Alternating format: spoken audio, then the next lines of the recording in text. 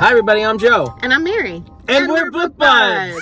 Today we got a tag for you guys. This is the Roadmap of Your Life book tag. And it's short and sweet. 2 questions about the roadmap of your life, where you've lived, and books that make you think of those things.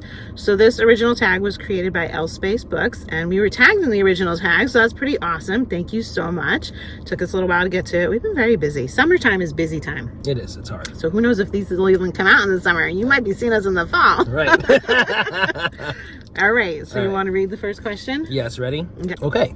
Number 1, what is a book that reminds you of or takes place in each place that you've lived? This could mean country, state, province, city, town, and or apartment or house. Just come up with a book that really resonates with you and the time you spend in each place where you've had a mailing address. Okay. So I picked 2 places that I've lived that were like more significant. So one is New Jersey. And like, I'm thinking, I read so many fairy books and dragon books, and like, do they take place in New Jersey? They don't. No. But I did read a bunch of Janet Ivanovich's books. Then they take place in New Jersey with a New Jersey bounty hunter. Yeah, okay. So this fits it perfectly. So nice. I don't know if you guys have read these books, but it's I've spoken about them once or twice before. There's like, I don't know, 25, 30 of them. I don't know. The series goes on and on and on. And the first one's like 1 for the money, and then 2 for the something else, 3 for the, it keeps going with the numbers. They're funny.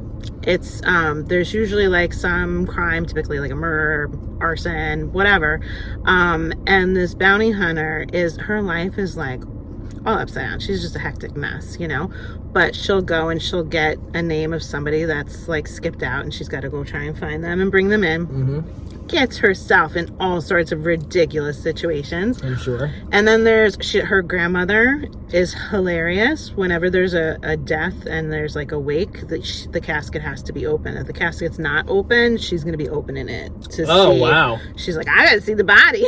Oh, my God. She is quite the piece of work. And then as like the series progresses, there's other characters that come in that are like sidekicks that help her. And it's like, I haven't read these books in so long, but I still remember the dynamics of them so clearly, because they were really that funny, but it's always got like a mystery to solve and some type of tension and whatever else.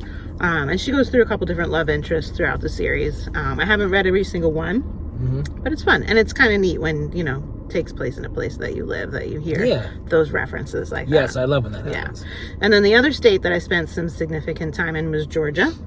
And I can't think of anything. I was like, what book takes place in Georgia? So just the thing that I think of when I was down there, there's like, I was very much in the South, It's like you're in a whole nother world when you come from the North and then you're living in the South.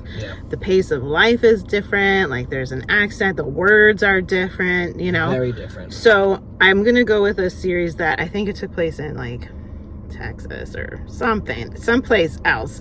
It was somewhere else that was South, but the Sookie Stackhouse vampire series. It was Southern, but it's not Georgia. But that's what I was thinking of, just with like, the different lifestyle, the different way of speaking and things like that.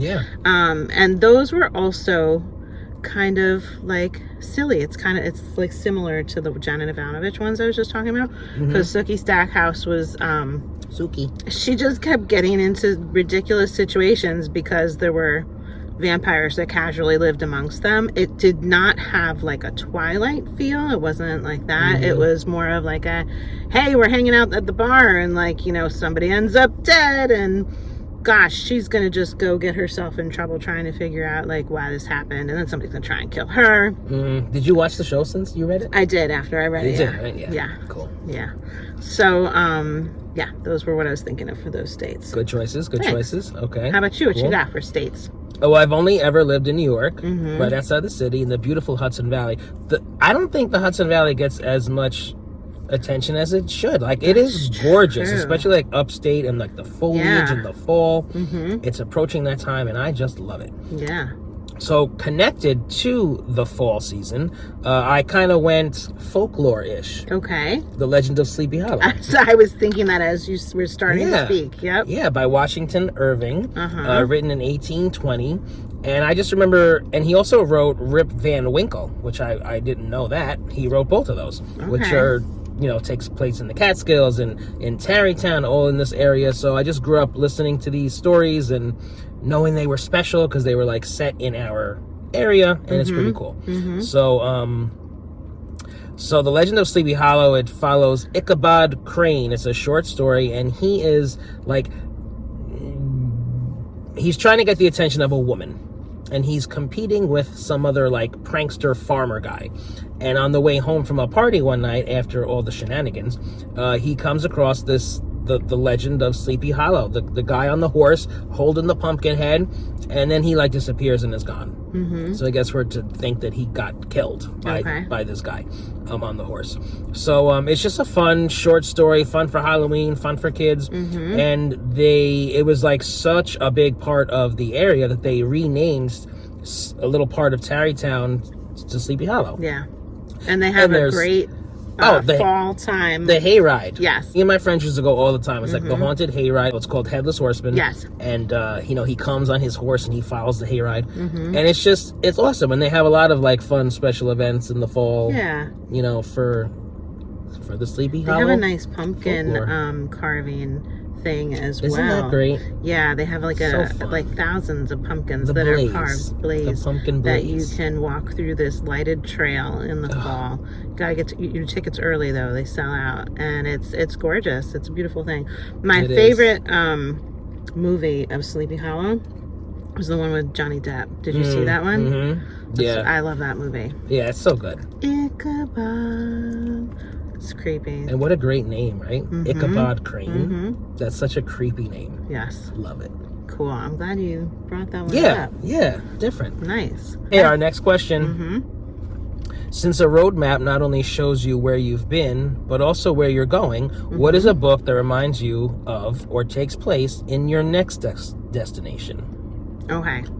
So I have not spent much time traveling in Europe, and I would love to. I don't think it's going to happen anytime soon in my life, but maybe as my family, like my kids get older, I would love to do some travel. And I feel like it would be amazing if I could be one of those people that would like hit multiple countries, Yeah.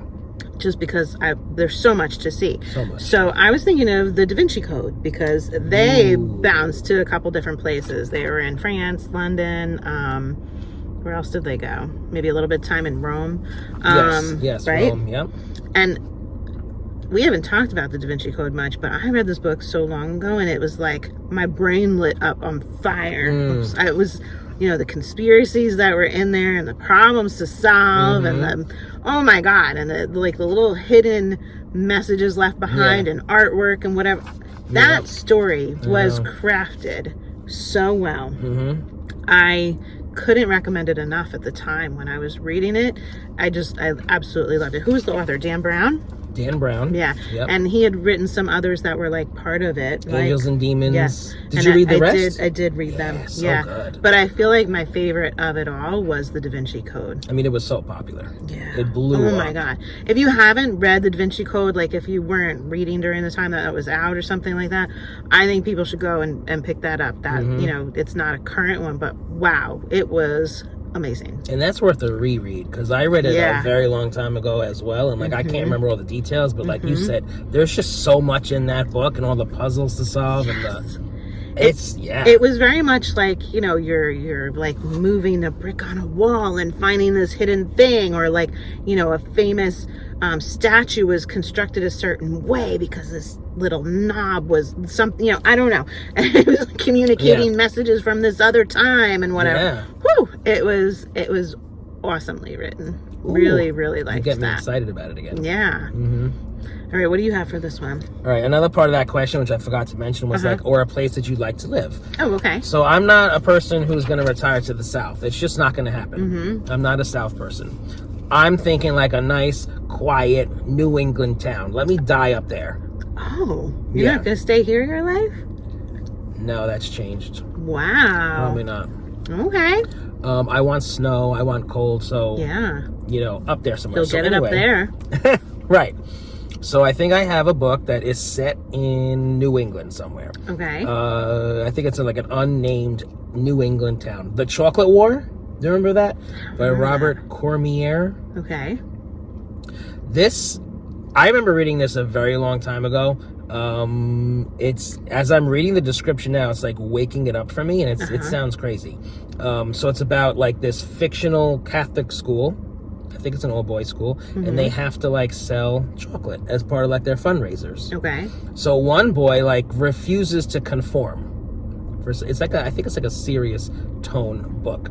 He like refuses to conform, and like how they like then bully him and coerce him, like the student body as well as like the officials, like in order to get him to sell this freaking chocolate. It's like crazy what goes on. Yeah. Okay. Have you ever heard of this book? No. Okay. So I think it's on like the banned book list, because it's like, you know, schools like secret society using like intimidation and like coercion to like, you know, force people to conform, and like the language used in the book. So I think it's pretty popular, pretty important read, and it takes place in New England, where I want to go.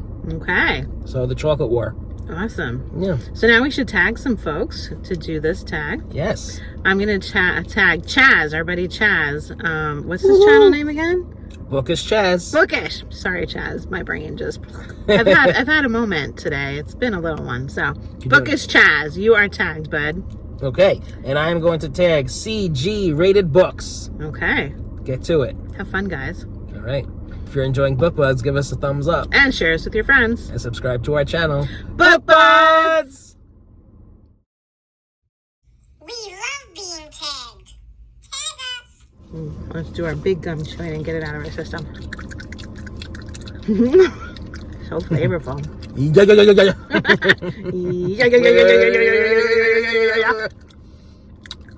It's a little while to get to it. Ow. Okay. Did you just bite your cheek? And tongue like a jerk. Idiot. How does that even happen? So annoying. Stupid tongue. Right?